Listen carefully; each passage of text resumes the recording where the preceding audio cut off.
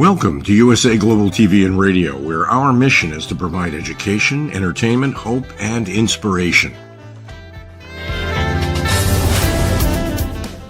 USA Global TV and Radio connects you with experts and audiences all around the world every single day to help you succeed in business and to live a richer life. Visit us at usaglobaltv.com to learn about career and life-changing training and mentoring programs like the Listening Mentor. Subscribe to our newsletter to stay informed about our special programs and offers. Discover how you can become a guest on one of our shows or a host or producer of a USA Global TV and Radio show of your very own. That's USA Global TV and Radio, where the doctor is always in.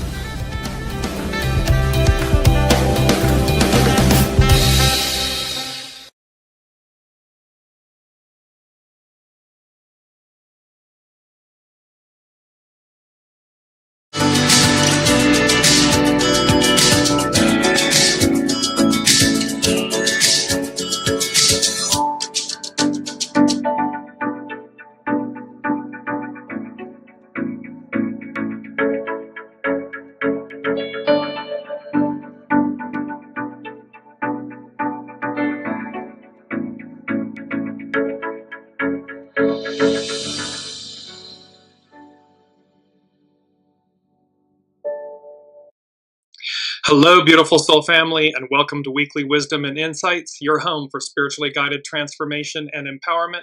I am your host, Dearjames, and together with the unseen, Spirit, Source, and Symphony, we look at the current energies, the intuitive insights, and wisdom, and we go as guided. Welcome, Olivia. So we're going to jump right in because part of the course, there's a lot to get to, especially as we're looking and working with the upcoming Aquarius full moon and the Neptune-Saturn conjunction. So let's jump in and look at our main energies.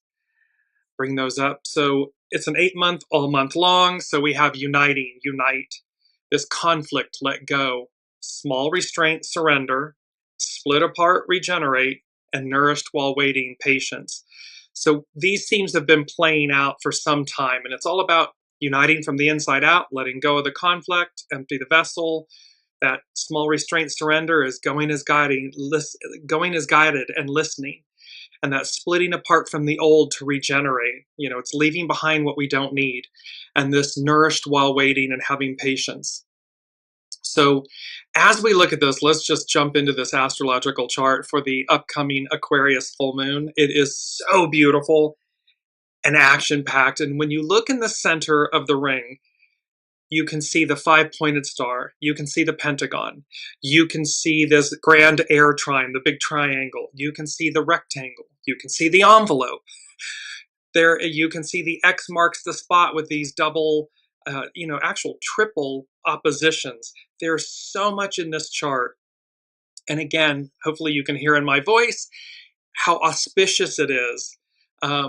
Because it brings us into two of our astrological influences. So with this chart, the unseen said star quality. So it's about the star card. It's about us as the star. We are the featured character in our life play, in our life drama, if you will. And thereby, this is all about star quality, madness, and an invitation.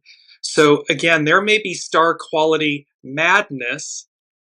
This is about the illusion. Am I in illusion, delusion? Am I lying to myself? And so forth. So this star quality madness, but also star quality invitation. Is there something or someone you've been waiting to do or waiting to hear from? Or waiting to excel and quantum leap to the next thing. This invitation that comes out of nowhere. And so we have, again, this beautiful chart for the full moon in Aquarius. It's occurring on the 9th of August, Mercury retrograde, bear with me. and so there's just so much. And then this star quality madness and an invitation. And it's because also, remember, we're going back to finish up. Neptune, Saturn, and Mercury are currently retrograde. Uranus just moved into Gemini. We had the Sun, Mercury, Cazimi. Then today, literally, Mars enters Libra, and you're going to see how much Mars is playing a role. And then upcoming on the 9th is the full moon in Aquarius. So we have all of this, and this all culminates and ties into our main theme, which is unfamiliar territory, advance. We are in unfamiliar territory. And the beautiful thing in the image, you see these two starfish laying at the edge of the water, of the ocean, out of the seawater. Beautiful star, beautiful sun rising. And this ties in with the starfish story.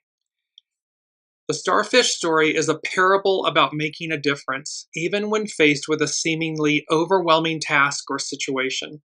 It's often used to illustrate the idea that every individual act of kindness or service can have a positive impact, no matter how small it may seem. While the story itself isn't explicitly found in the Bible, there's a parallel here, it's a parable. It aligns with the biblical themes of compassion, service, and the value of each individual person. In the parable, a young boy is seen rescuing stranded starfish by throwing them back into the ocean. An older man questions his actions, pointing out the futility of saving just a few when there are so many. The boy replies, "I made a difference to that one." Each small act of kindness, of service, of that paying it forward, of being the world, the person that we wish to see, is meaningful. The story emphasizes that every life has value, mirroring the biblical emphasis on the worth of every human being in God's eyes. The boy's actions can be seen as an act of service, aligning with biblical teachings on serving others and contributing to the well-being of the community. And it doesn't have to be just biblical. This is in all books, in the Quran, in Sufi, and Hinduism. They all have the same story, these acts of service and kindness. The story encourages perseverance in the face of challenges, similar to the biblical call to remain steadfast in faith and service. While the task may seem impossible, the story reminds us that even small actions can have a significant impact, echoing themes of faith and God's ability to work through individuals, the unseen working through us. This act of rescuing the starfish demonstrates compassion. In essence, the starfish story serves as a powerful illustration, encouraging individuals to act with compassion, serve others, and believe in the positive impact of even small acts of kindness. This is the matriarchal Aquarian era, we the people energy movement. And so there's this beautiful reminder that while we're in unfamiliar territory, we might be starfish out of water. There's this point that we are the rescue that we're seeking. We are that small act, that kind gesture, that act of service. And when we literally persevere and quadruple down on that, that is where that's where the magic is. That's where how we deliver ourselves. Number one from the unseen. It's the show from July 9th, 2025. They said, watch what happens next. So with these energies, all of these massive energies playing out, we're in unfamiliar territory, advance, watch what happens next. And they said, intense ripples and waves, like you've never seen or witnessed before. So what's going to happen next with all of these energies? And we're coming up on eclipse season that's in September. So we're going to have the two eclipses. This with the Aquarius, we the people, matriarchal, this Aquarius full moon on the 9th. Watch what happens next. Intense ripples and waves like you've never seen or witnessed before. And number two from the unseen, it takes us right into this. They said undulating patterns of harmony and discord. And then they said the gods. And undulating means to form or move in waves. So they're talking about intense ripples in waves like you've never seen and experienced or witnessed before. And then this undulating patterns of harmony and discord, the gods. Well, the goddess of harmony is Harmonia in Greek and Concordia in Roman. And so, and Eris is the goddess of discord. And then they showed me, it's in the gym. When you're in the gym, they're called battle ropes.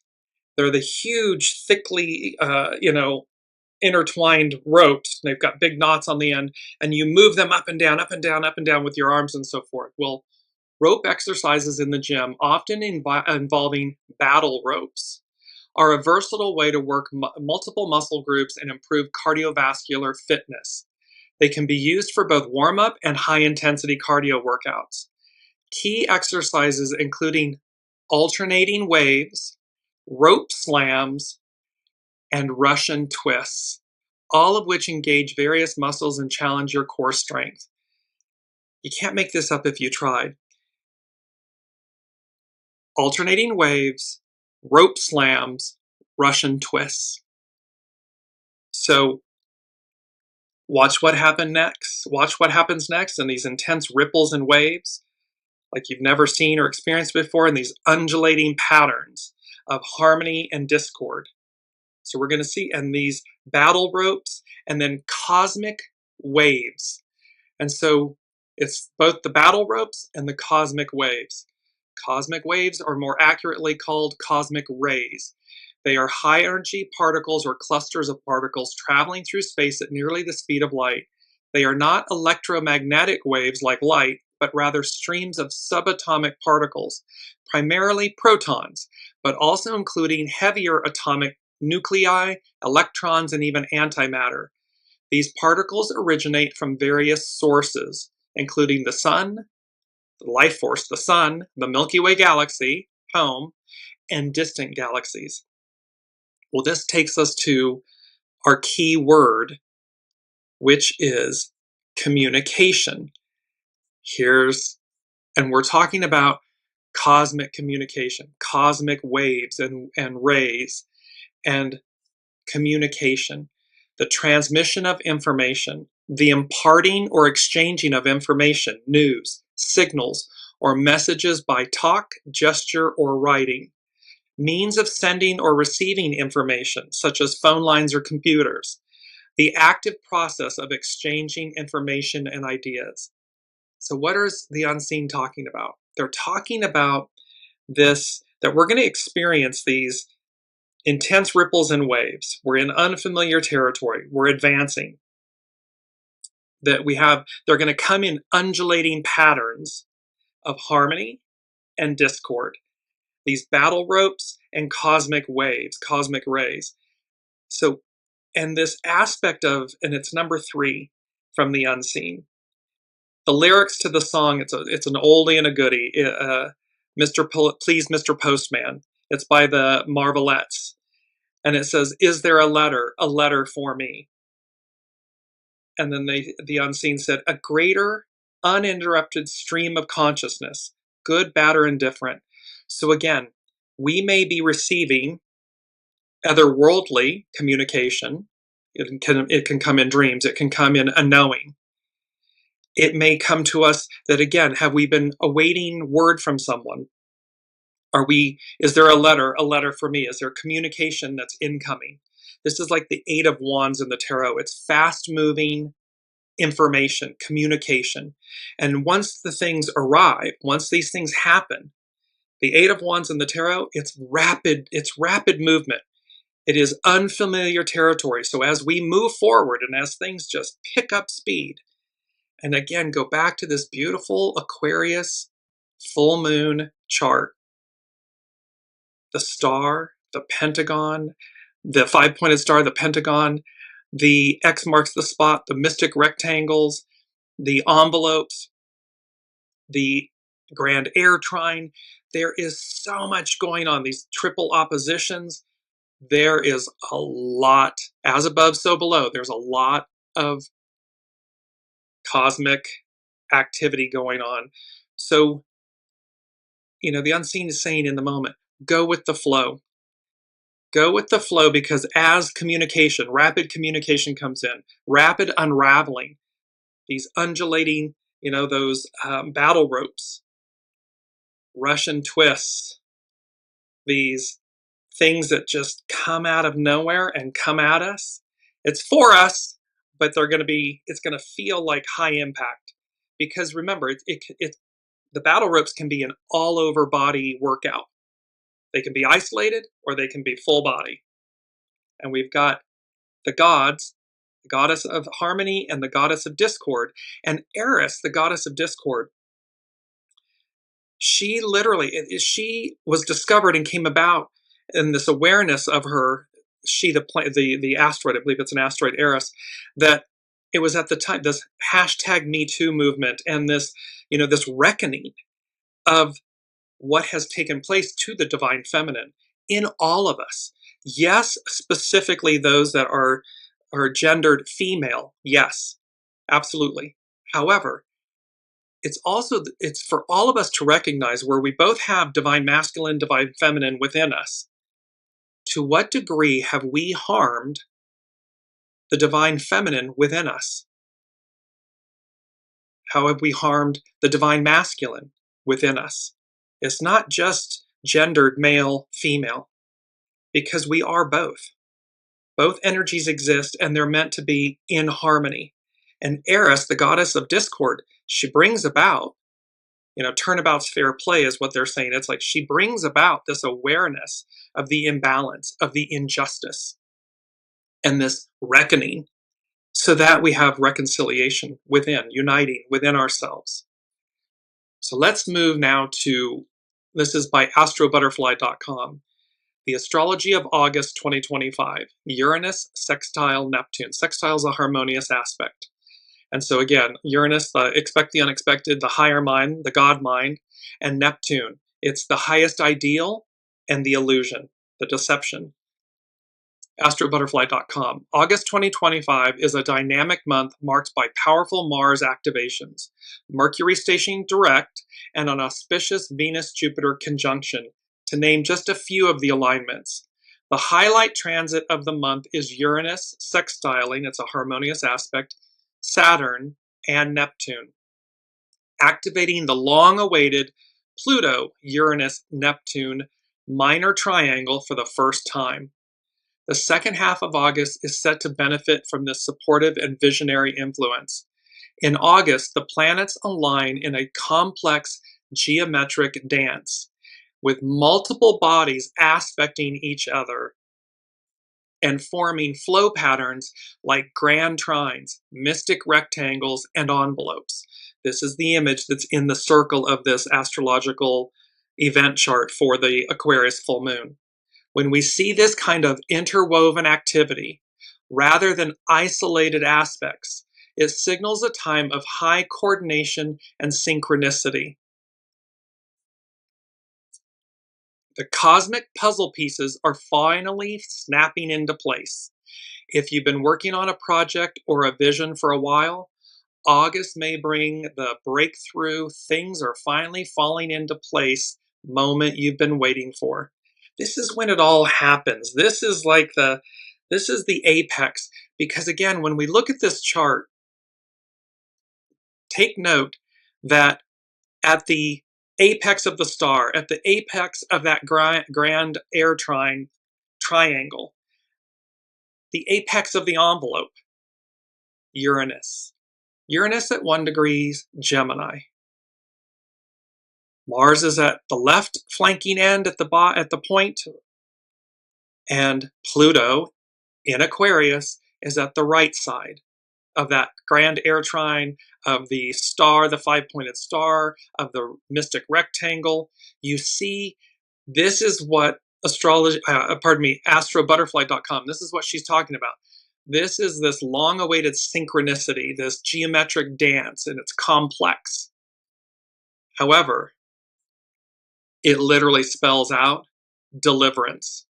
We've been waiting for this for a long time, and here she is, right on time. So it takes us into, because this, again, where's the, Mr. Postman, is there a letter for me? It's a greater uninterrupted stream of consciousness that's going to be coming to us. Communication, fast-moving communication.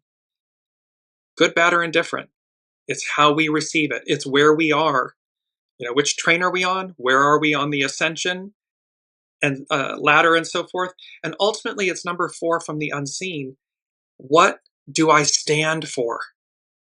It is a question that we are being asked. They drew a line in the sand back in August of 2017 with the Great American Eclipse.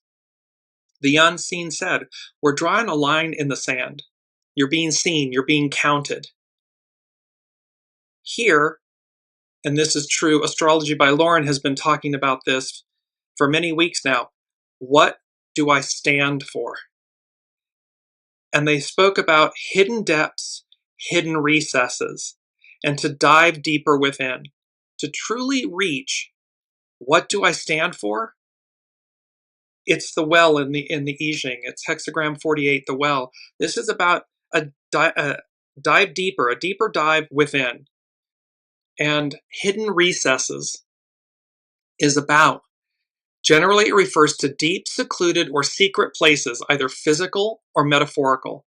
It can describe physical locations like a hidden corner or alcove, or abstract spaces like the depths of one's mind or soul. In the figurative sense, it often refers to the more obscure or less accessible parts of one's thoughts, feelings, or inner self. Essentially, hidden recesses highlights the concept of something being concealed, whether physically or metaphorically, and often suggests a sense of mystery or depth. In order for us to answer the question, individually and collectively, what do I stand for? What's at my center? What do I truly want? What do I want? Welcome, Kiki. We're going to have to dive deeper within. It resides right at the surface. It's a knowing. It's always present. And then it's this, it's about accepting and revealing, aligning with these hidden depths and these hidden recesses. Because to say, or, what is it that, bad things happen when good people do nothing? Well, this is the starfish story. This is about, in this moment, where the unseen is drawing a line in the sand. And it's number 4 from the unseen. What do I stand for? Because that is going to determine your life, your experiences, your fate, your destiny, and anything. And you can tell yourself that doing the most illicit acts and the most, shadowy aspects is going to get you where you want to be. But it's Neptune. It's the height of illusion and delusion. It is the two gates, the 2 trees, the 2 houses from last week. It's the house built on sand. It's the tree with bad fruit. And it's the wide path. It is not the narrow path, the path less traveled. And it's an illusion that is going to be, that an illicit path or choice is going to sustain itself. It won't. It never has. So now let's move to our mantra. And our mantra is, I rise to meet the moment. Again, you see this beautiful waves and this image of the ocean, and how the ocean naturally pulls back, it dives deep within, and it rises, it crests to meet the moment. That same ability, that same fortitude, that same natural ability is within us. And so our mantra, I rise to meet the moment. You rise to meet the moment because you can, because you will, because your soul has already planned it. So we're simply rising to meet this moment, this time. Let's move to Astrology by Lauren, and she is speaking about the Saturn conjunct Neptune. Saturn is a planet of leadership, authority, rulers, laws, and the infrastructures of our lives. The very things that we rely on, that support us and keep us grounded. Saturn in Aries can have something of an authoritarian quality to it, like a 5-star general. Saturn in Aries takes command and lines up the troops. But when Neptune is involved, as it is this year and through the first few months of 2026, because remember, they're co-presenting right now in the first degree of Aries. They're both retrograding. They're going back to finish up business in that last degree of Pisces, and then it's advanced fully forward.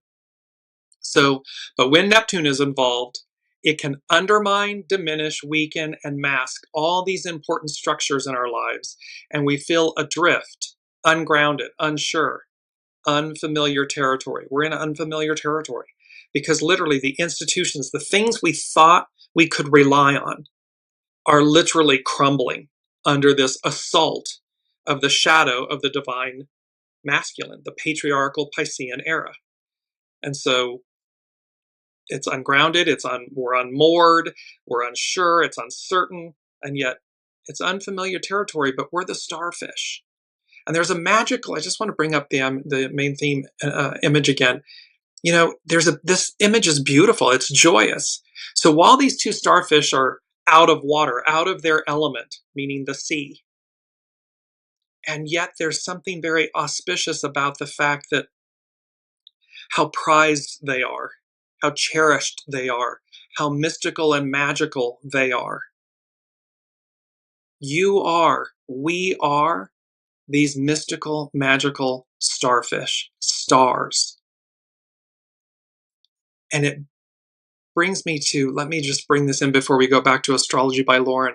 It brings me into these 4 major arcana. This is from Brigitte Ashwood at Luminous Tarot. The star. The star card is wish fulfillment. It is, and you see it's, she has one leg, one foot on land, one in the water. That star is the star that's in the Hermit card. The Hermit card is, what's the next steps? We're in unfamiliar territory. So what's the next step?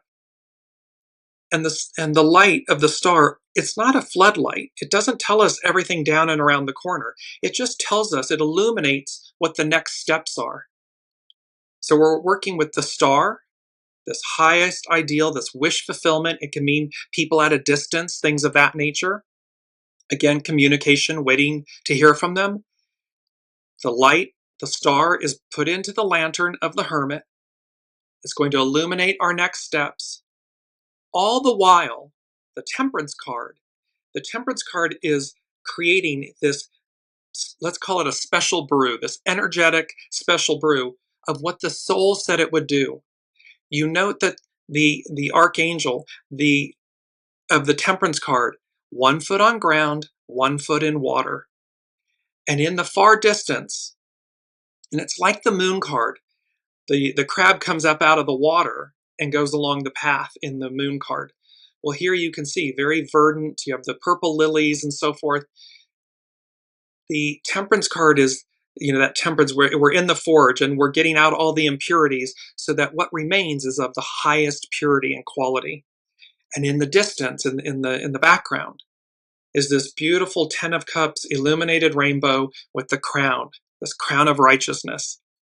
So the Temperance card is aligning us with what our soul said it would do. And that each one is like a fractal, like a snowflake, a fractal. It's unique, it's specific, it's divine, it's purposeful, it's intended. And then comes the Tower moment.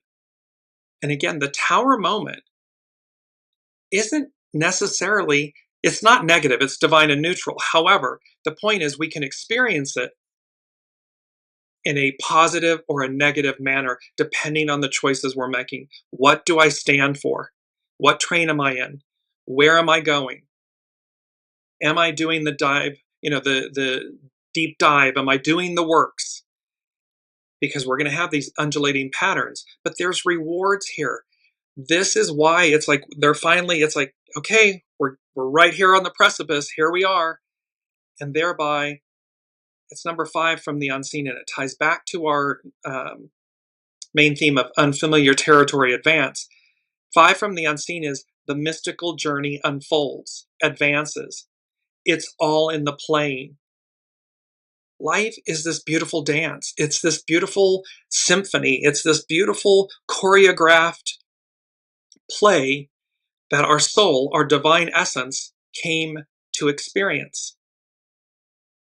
And to the point of this beautiful upcoming full moon in Aquarius chart, it's full of magic and awe and wonder and deliverance, messages, things that will propel us forward.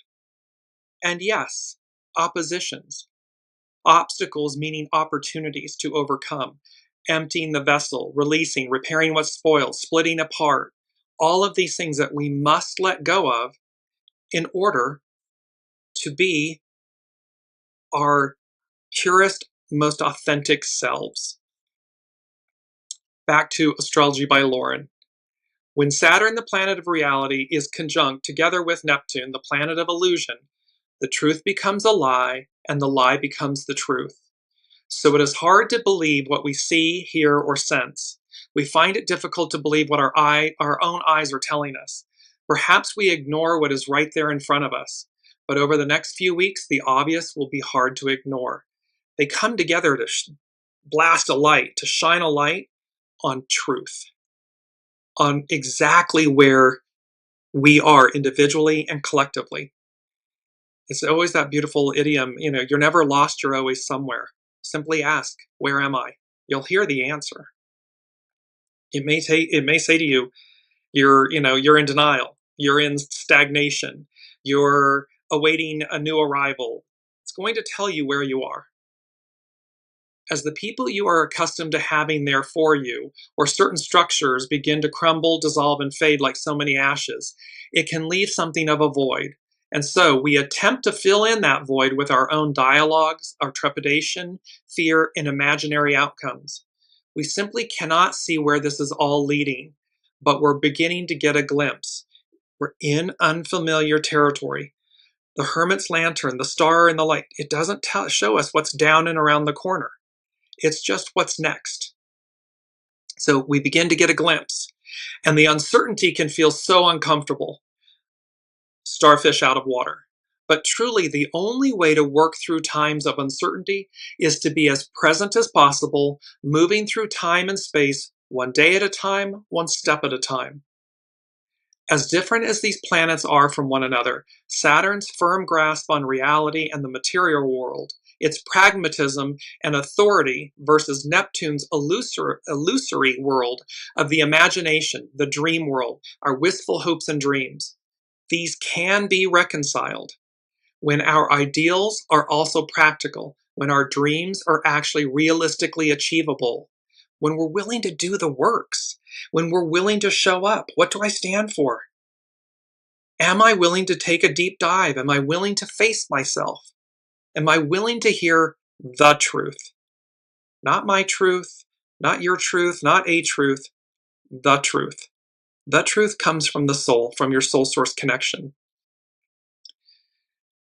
So when our ideals are also practical, when our dreams are actually realistically achievable, the conjunction of these two can be far-reaching in laying the groundwork for fulfilling some of our more utopian ideals. Right now, it can feel a bit like all those dreams are being put to the test.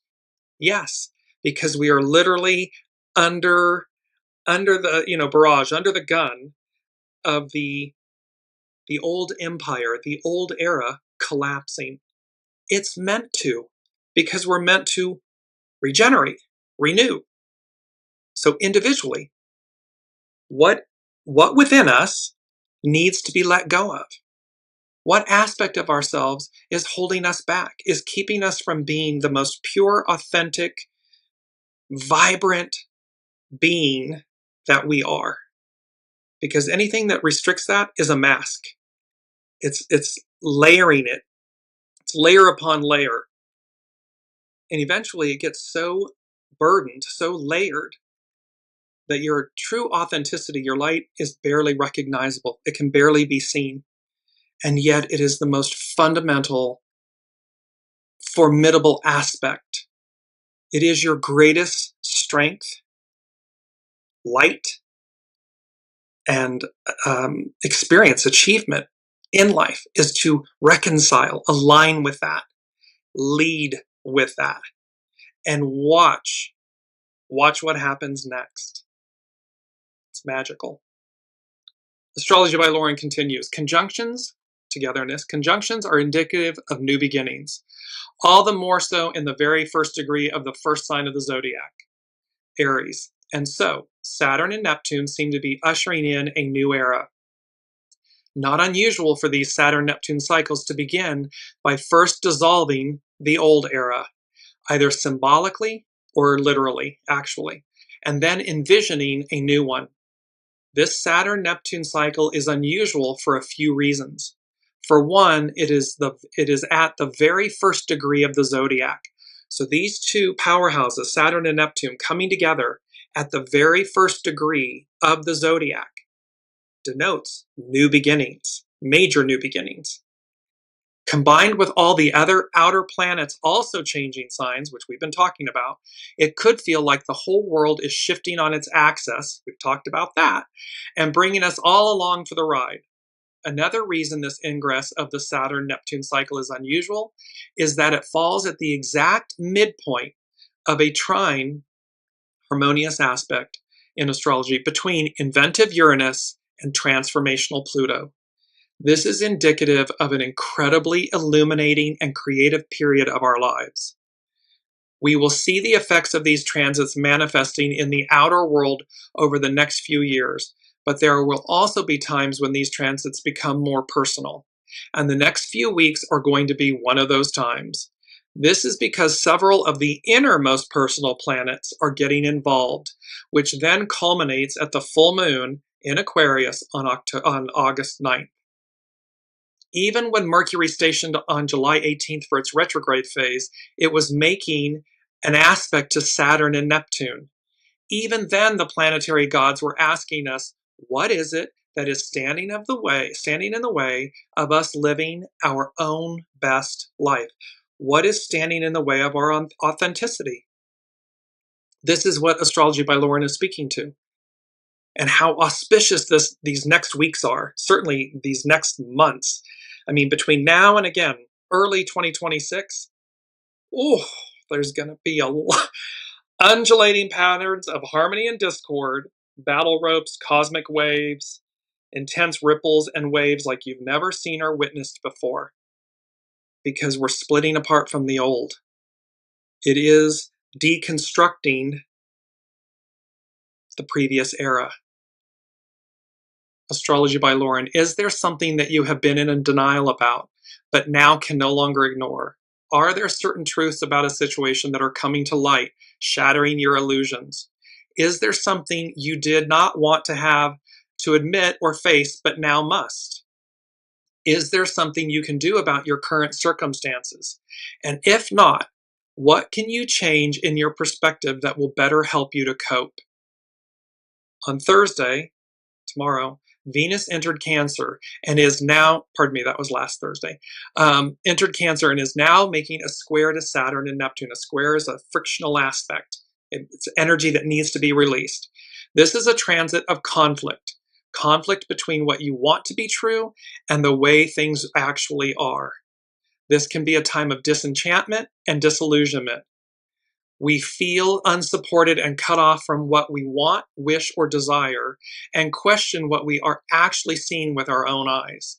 At times, it seems easier to believe a familiar fantasy, wistful hope, or dream than it is to admit an uncomfortable truth. This is about dealing with truth. And it's about standing in your authenticity, your soul source connection, light, energy, essence. Kiki is saying it's good change though, right? Yes. And again, how we individually experience it and collectively experience it, what we're bearing witness to on the national and international stages is painful to watch and bear witness to. And yet the weight of it will be its own undoing. It has been this way since time immemorial. And so, yes, do we have to walk through this moment? But is it good change? It is indeed. Because where it delivers us, those that seek and want this higher octave of ourselves, of society, of our relationships and our communities and our institutions and companies, we have to have the reckoning of the old and then the reconciliation of it. That's what comes from it. Astrology by Lauren concludes, retrograde Saturn is asking us how much we really want this person, this thing, this goal. It will toss all sorts of challenges and obstacles in our path, delay things, even stop us in our tracks. Challenges and obstacles are opportunities to overcome, to transcend. She goes on to say, and retrograde Neptune is asking us what we are or are not willing to sacrifice to manifest our goals. What are we willing to give up? The masks, the identities, the scripts, the stories, the labels, all of these outdated things, all of these things that we think make us something. Where in reality, we came into this life with our soul. We exit this life with our soul, as our soul. That is the soul, S-O-L-E, that is the sole thing that matters. Everything else is set dressing. It's not who we are. Who we are is our soul. Our soul source connection. What's at your center? What do I stand for? It may seem at this time that we are hard-pressed to decide in the face of what feels like mounting pressures and obligations. Mars enters Libra today on Wednesday and will oppose Saturn and Neptune, testing many alliances, agreements, and treaties. Do they stand the test of time? Are they worth the effort? Are they built on a house of sand? Are they meant to collapse? If they are, let go of them.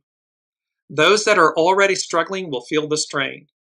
Even good, solid relationships will be tested in this weather, and by the time we reach the full moon on August 9th, there will be no room for evasiveness or trying to avoid a situation that can no longer be ignored. Secrets will be revealed, illusions shattered, and things once hidden are brought out into the light of day. This is also when any unrealistic expectations begin to fall away. As we approach the full moon in Aquarius on August 9th, we are going to be given an opportunity to see things in a whole new light and from another perspective. It's the hangman in the tarot. In the meantime, be present, focusing on what is right here in front of you, and take one step at a time, one day at a time, welcoming in whatever each new day brings. And this is an exact alignment with, and we had this and we mentioned it a few shows back, the Sabian symbol from Dane Rudyer and Astrological Mandala, the Sabian symbol for the moon, when it reaches its peak illumination, it will be at, per the Farmer's Almanac, it'll be at 17 degrees Aquarius. The Sabian symbol is 18 degrees. A man's secret motives are being publicly unmasked. The difficulty for the modern individual to keep secret his or her private past or his or her deeper motives, this deeper dive, this hidden depths and hidden recesses, and that it symbolically says this stage refers to the unmasking of hidden motives and personal secrets. It may refer to the publicizing of past behavior. So again, when we're willing to dive to the depths, when you're willing to just come out, I'm reminded in the moment, the unseen is showing me like celebrities and, sex tapes and whatever, when you just simply own it, it's done. There's the air is out of the tire. So whatever it may be, just own, atone, release. Own it. It's fine. Everything is purposeful. The only way it's given oxygen or power, weaponized power, is when we look to evade, when we look to try and hide it. But there's an unmasking here. And whether it's individually, this is applicable to all of us, or those that are in great positions of power, this stage refers to the unmasking of hidden motives and personal secrets. It may refer to the publicizing of past behavior. And the key will be, to what degree, again, which train are you on? because when we are all human, we have all made choices. We have all made, these things that we may later regret or wish we had done differently. But what matters is what we do with it in the moment now. It's how we rise to it now. It's how, when we are faced with it in the future, we make different choices better, different choices and decisions. Because we're doing the works. Because we're aligning with our soul. And we recognize that everything is purposeful. And so, we are more empowered when we surrender to the purity and the truth of that, when we shine a light on it in the most positive, pure way. So now let's move to hexagram. We're working with 3 hexagrams.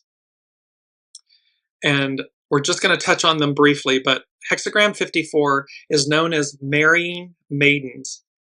And it's a beautiful story about back in the day in the great dynasties of China. And there were 2 warring factions. And you either make war or you make love, you make peace. And so the one emperor, the faction, sent his eldest daughter to be married to the prince, the son of the other warring faction. And in doing so, the emperor said to the youngest daughter, "Get in the cart." And she said, "But where am I going? Unfamiliar territory. Where am I going?" "Get in the cart. Just get in the cart." So she ends up getting in the cart, going along with her eldest sister. The eldest sister marries, but she comes to be barren, the eldest sister. And so the youngest sister, unfamiliar territory, Advance, who didn't know where she was going. She couldn't see down and around the corner. She was just being told, a starfish out of water. She's being told, just get in the cart. She has no idea what's happening. Everything she's known as being left. And yet she ends up becoming the empress of a combined dynasty that spans millennia, centuries. And so it's marrying maidens. And its influence, its hidden influences after completion, renew. The end is in the beginning is in the end. And its underlining cause is development, flower. It's our first quote. Not the cry, but the flight of the wild duck leads the flock to fly and follow. It's a Chinese proverb. See, it's not about the cry. It's about the act, the action. It's the flight of the wild duck that leads the flock to fly and follow. Well, it's the youngest sister, the youngest daughter, that gets in the cart. The marrying maiden is about subordinating the will or learning to accept what cannot be changed. You may find yourself in a suspended situation because of changes another is going through or events beyond your control. At the same time, a sudden turn of events can place you in a very unfamiliar environment where you have no experience to draw upon. The Eight of Wands, fast-moving communication, fast-moving energies that place you in unfamiliar territory. You can't do much about the situation other than wait to regain your freedom of movement. It is not uncommon to receive this hexagram when you are seeking a partnership with someone who is currently unavailable. As the second wife or concubine, you may be the other woman or other man in a backup position. The hidden influence of after completion underscores a time of waiting for some type of change or completion to sort itself out. It's about divine timing. It's about, the star card in the Hermit's lantern that only illuminates the next steps. And so there is this sense of sorting things out and patience, nourished while waiting, allowing these things to come to be. There is no reason to think that you cannot achieve the objective of your desire.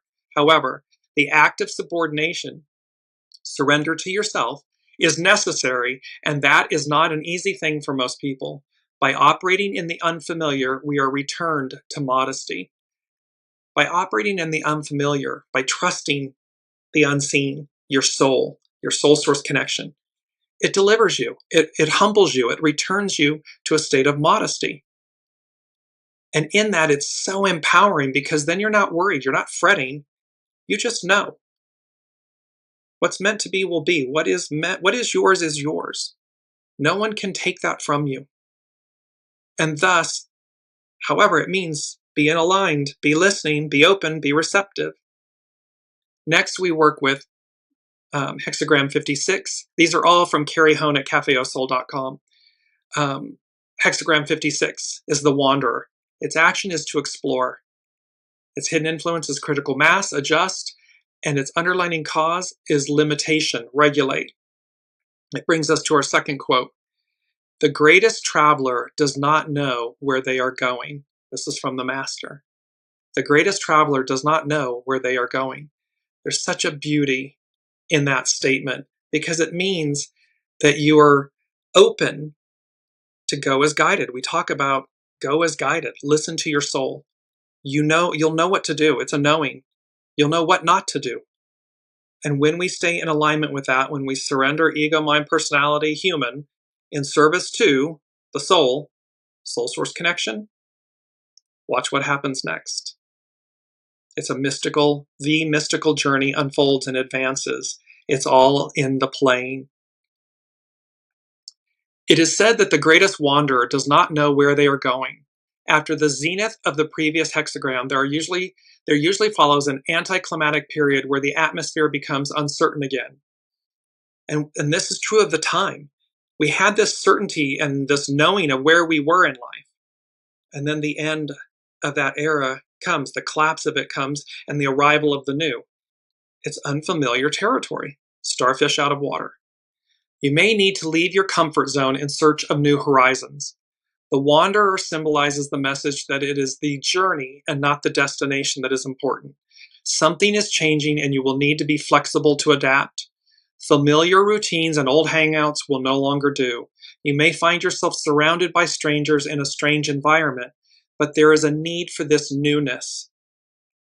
The hidden influence of critical mass shows the importance of not becoming too complacent, where stability can lead to stagnation and even collapse.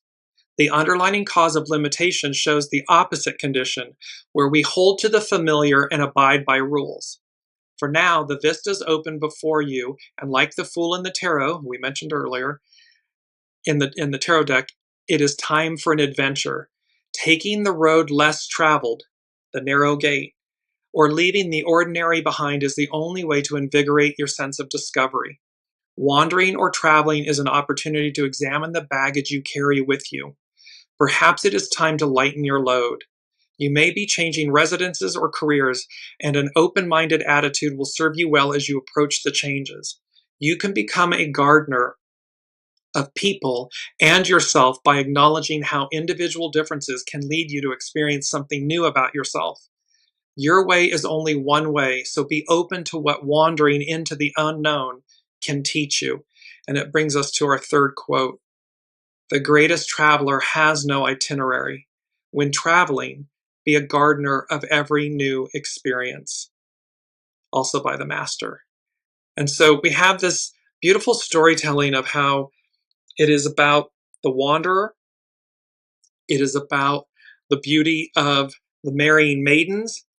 All about adventures, all about new beginnings, all about uncertainty, unfamiliar territory, all about advancing, and all about how to stay humble, modest, and seek beauty in every new experience because it will keep revealing and expanding what we know about ourselves, the stories, the scripts. It will rewrite them because these are all things we tell ourselves we can't do something, or we're not good enough, or we're this, or we're that, and there's a million things that the mind, ego, mind, personality, human will tell you. And yet, what the soul knows is they just giggle and laugh, and they're patient because it's true north. And it waits for you. It awaits you. It waits for you, but it awaits you. And then, of course, again, like with these, because what's meant to be, the star is what's meant to be. The hermit shows you the way. The temperance is the one forging this beautiful, unique confluence of energies for you. It's the soul. And then comes the tower moment. And a tower can be quantum leaps. It can be exciting and wonderful. It doesn't have to be hardship. So it all depends on you. It's all in the plane. And last but not least, hexagram 48. It's the well. And this has to do with, what do I stand for? The hidden depths, the hidden recesses. It's number 48, the well. And it says, you can spend a lifetime and still never come anywhere close to exhausting. These are two quotes. You can spend a lifetime and still never come anywhere close to exhausting the resources that are inside of you. This is by Carrie Hone at cafeosoul.com. We're limitless. Everything's possible. What's yours is yours. What's meant to be will be. And thus, you can spend a lifetime and still never come anywhere close to exhausting the resources that are inside of you. The second quote is by Carl Jung. Your vision will become clear only when you can look into your own heart. Who looks outside dreams. Who looks within awakes. It's about this deep dive. It's number 6 from the unseen. And we had this a few shows back, but it's so poignant and it's different in this episode. And it is, I was blind, but now I see. It's from John 9:25. And they said, the veil of denial lifts, with an exclamation point. The phrase, I was blind, but now I see, is a well-known quote often associated with John 9:25, where a man born blind recounts his healing by Master Jesus. It's a powerful statement about spiritual transformation and enlightenment, representing a shift from ignorance or spiritual darkness to understanding and truth, often linked to a newfound faith in Master Jesus, the unseen, the divine.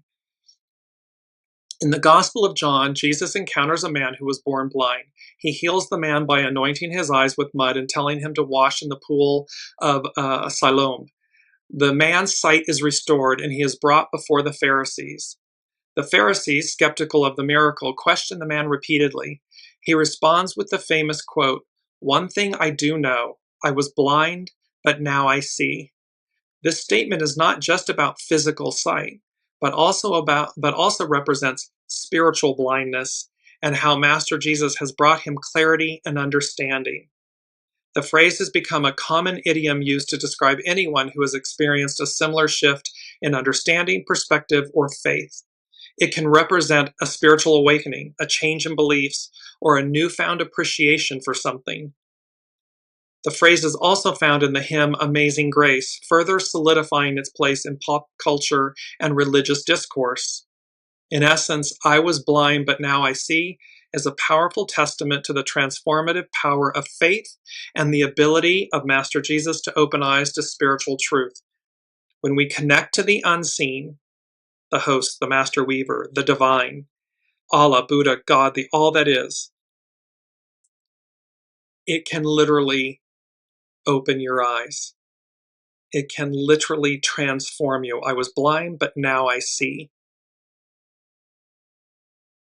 This is the journey we're on. This is this moment about unfamiliar territory, advance, the starfish out of water. Because number 7 and number 8 from the unseen. And I love this. They were left blank. 1 through 6, boom, boom, boom, boom, boom. They gave them to me. The unseen gave them to me. And 7 and 8, until literally minutes before the show, 7 and 8 were left open. I had written 7 and 8 down, but they were open. And then all of a sudden I heard Open Sesame. That is a show from January 5th, 2022. And that was Open Sesame, open access to the new. But what the unseen said was 7, 8, so doubles, things that come in doubles or triples. And they said, Open Sesame, the unseen comes bearing gifts. 3 exclamation points. And in last week's show, we had all these 3s. So there's an aspect here of, again, what train are you on? Which gate, which path have you chosen? What do you stand for? All of this matters because the unseen comes bearing gifts. Gifts are like everything. Everything's energy, everything's divine and neutral. So remember, those gifts can be seen as, cosmic 2x4s coming out, just whacking the crud out of you. They don't have to.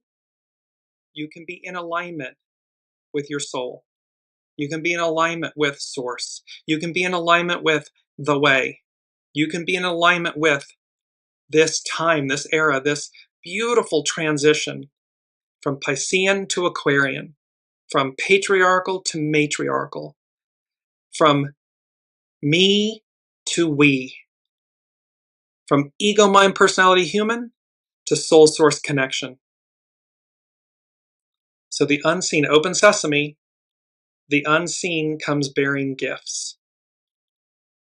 These energies from this astrological chart are high octane. And thus, be ready, watch what happens next, because it is fast moving energy, fast moving communication, fast moving everything. And there's just a beauty in this. There's a beauty in this. So be good to yourselves, be good to other, be the starfish story, because again, that ripples out. It's like that paying it forward. You're in the drive-thru or something and you get up to, pay for your order and they say the car before you paid, and you just do it again and again. And that chain, that ripple of positivity, of something unfamiliar, unknown, and how beautiful that is and how it sets the tone. You never know the extent of that ripple. Maybe that one person in that one day was the one time they could afford to go through that line to treat themselves, but they had to pay for it. And the person before them paid for them, which allowed them to pay for the next person. It amplifies the gift. It magnifies the outcome. And you never know what that one single small act does in the greater ripple of humanity, of life, and how positively aspected it is. So until next week, be well, be kind. I love you all. I am so honored and humbled and thrilled to be on this journey with you. And I cannot wait to see what the unseen has for us next week. Until then, be well.